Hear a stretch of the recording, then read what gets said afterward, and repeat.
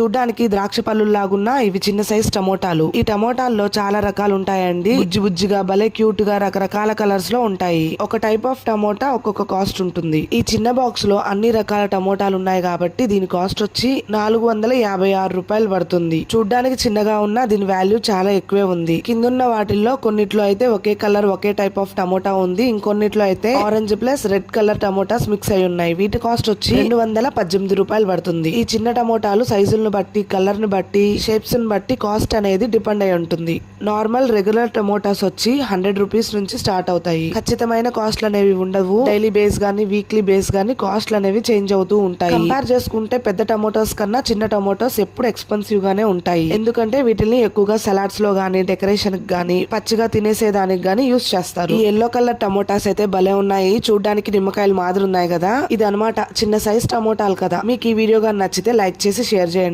మరిన్ని వీడియోస్ కోసం ఫాలో అయిపోండి.